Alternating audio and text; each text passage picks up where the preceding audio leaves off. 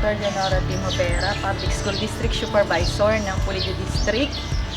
At sa kasalukuyan, kami ay nandito sa Polillo District area sa Polillo Central Elementary School.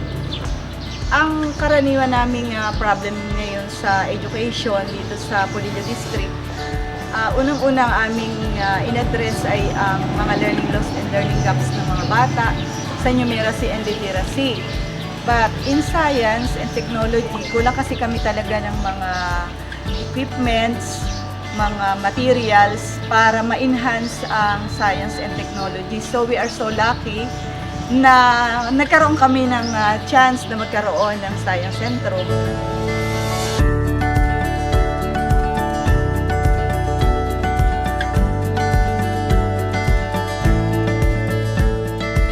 Yung ating mga learners, yung ating mga bata dun sa sinasabi nating geographically isolated and disadvantaged areas, talagang disadvantaged din sila in terms dun sa access dito sa ating mga science centrum na ito. So sabi namin, bakit hindi natin ilapit yung science centrum doon sa mga bata na hindi makakapunta sa Metro Manila?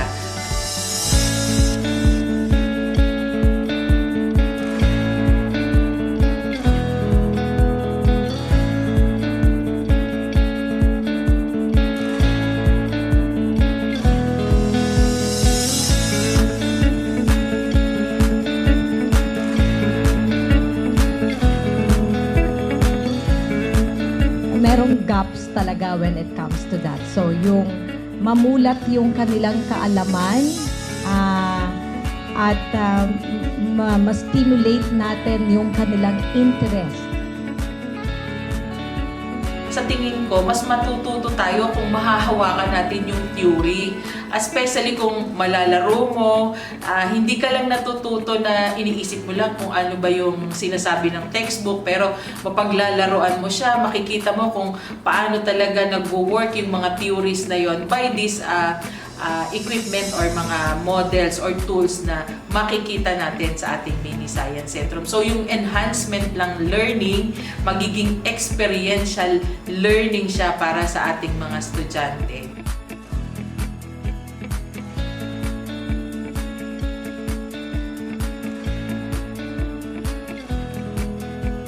Nakita po namin na ang success ng programa namin sa DOST ay nakasalalay dun sa kooperasyon ng local government. Kaya kung titingnan ninyo yung aming mga successful projects, yung projects na talagang malakas ang suporta ng local government.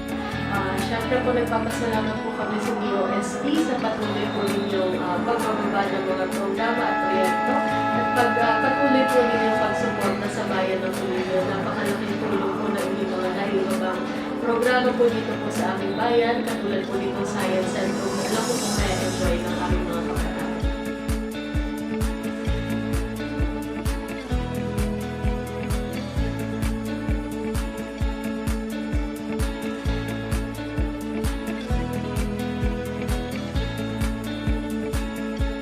So sana po sa ating mga learners and teachers sa Polillo at sa mga karatig na munisipalidad, pagtulong-tulungan po natin na magamit ng maayos at ma-maintain itong ating science centrum na ito. Pagbutihan po natin ang paggamit nito, ipakita po natin that really our learners ay magagamit ito ng maayos, may improve yung kanilang learnings, and ma-convert ito sa interest ng mga bata sa science at maging scholar sila ng Philippine Science High School at ng DOST undergrad scholarship.